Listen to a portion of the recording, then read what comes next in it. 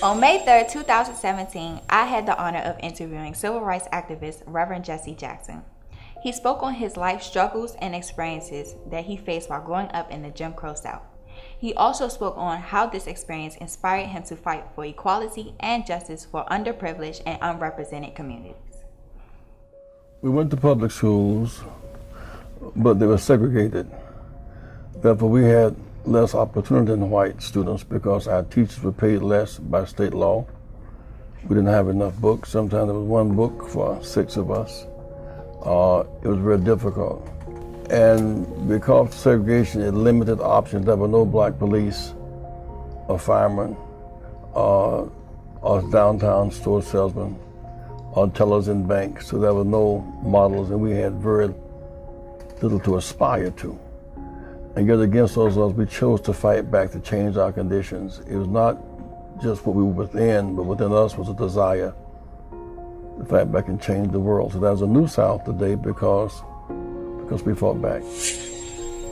Interviewing such an iconic and legendary figure like Reverend Jesse Jackson was very nerve-wracking. As someone who spent a significant amount of time working beside Dr. Martin Luther King, it was truly shocking, yet a privilege to hear him give a first-hand account on Dr. King's assassination. The Saturday before we came to Memphis, we had a staff meeting where we talked about how he felt so much pressure and so many attacks from within and without. After all, the week before he was killed, or the month before he was killed, the polls, 55% of blacks were negative toward him, and 72% of whites were negative toward him.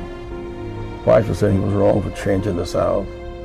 Blacks said he should not focus on the war, but should focus on civil rights. His point was the money designed to heal at home was going to kill in Vietnam. He could not separate the two. So he was distressed. He said, I thought once about quitting. We got to Memphis to meet with the garbage workers who were working but could not get collective bargaining rights. He could not make a decent wage for the worker. He argued that the garbage worker had dreams too. He looked forward one day he could take his garbage uniform off and send his children to college as well. That you pick up garbage on Monday, but you're a deacon in church on Sunday, or in the choir on Sunday. You want to go to a graduation like everybody else does. He was defining the humanity of all of God's children. And so much of that day we spent talking about his family background. We just kind of walked through it, and he had said the night before, he said, I don't feel like speaking tonight. He asked when I go and speak. I said, Doc, I don't quite have it. And the young said, I don't quite have it. So Reverend Abernathy and I went to the church together. We got to church and people screamed. Rap said, Jesse, they think Martin's with us. He's not, but they just see us, but they don't see him. He was not with us. We went to the back of the church and called and said, Dr. King, you must come by.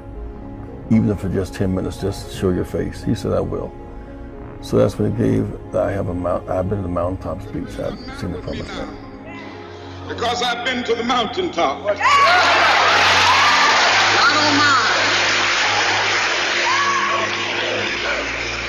Like anybody, I would like to live a long life. Longevity has its place. But I'm not concerned about that now. I just want to do God's will. And He's allowed me to go up to the mountain. And I've looked over and I've seen the promised land. I may not get there with you, but I want you to know tonight that we as a people will get to the promised land. It's like in reflection, he knew something was awry. We did not. And that day we sat in the room mostly kind of walking through his family history. And about 6 o'clock, I was coming across the courtyard, and he was about an hour late for dinner at the Reverend Billy Kyle's home. And he said, Jesse, you don't even have on a shirt and tie. It's time to eat. I said, Doc, the prerequisite for eating is an appetite, not a tie. He said, you crazy. We laughed. He bent over and spoke to one of our friends. And the doctor, as he reached his head, pow! He was hit right here. It cut his tie loose and blew him. He never knew it hit him. It was a very painful moment, and yet we determined we would not let one bullet kill a whole movement. We never stopped fighting. In his name, in his honor, We kept the movement going to fight the war on poverty at the end of the war in Vietnam. And from that shot that day to the White House, where Barack Obama became president, we never have stopped fighting. Students from Richard Wright PCS are truly inspired by the work of Reverend Jesse Jackson and look forward to carrying the torch of equality and justice. Richard Wright students are striving to create an inclusive and cohesive environment by using journalism and media arts to make a difference. Students must not accept less than their best. I ask students at this school and around the country, how many days a week you practice basketball? And say 5 to 7. And they become good. How many hours you study? 3 to 4 hours a day. And the radio and the TV on practice. Social visitation? No. You're sweating what you do. Wipe it off and double it. Keep going. That same discipline must apply to academics. The result is we have March Madness where you have black players dominating the floor, but May Sadness at graduation time. We must be as diligent in our academic pursuit as we are in our athletic pursuit. We'll be as dominant in academics as we are in athletics, and we can be dominant in both. And so in some sense, youth get involved. We try to get the maximum of youth in college with scholarships, fighting for scholarships. We're fighting for lower debt for students to go to college, and fighting to get us in subject matter that matters. Today's real subject matter must be, in some sense, in addition to the humanities, computer science, learn to do apps and codes. And you should get at Christmas time, try to get your laptop, not just get a basketball, so you can manage the science of this age. To study is to be an activist, to march and demonstrate is to be an activist, to protest the status quo is to be an activist, to expand options is to be an activist, to defy your stereotype. Girls getting pregnant prematurely, boys engaging in some form of drugs or violence, those are stereotypes. To reject those stereotypes and to defy the odds and hang in there with school, hang in there with creativity.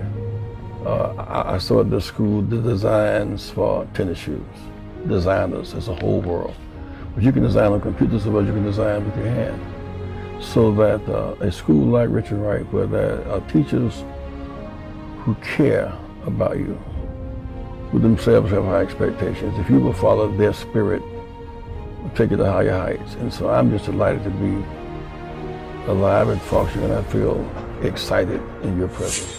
Being able to witness firsthand how impactful and meaningful his life was and still is has truly been a once-in-a-lifetime experience. Reverend Jesse Jackson, we thank you for your lifetime of service and commitment to making a difference in the lives of others.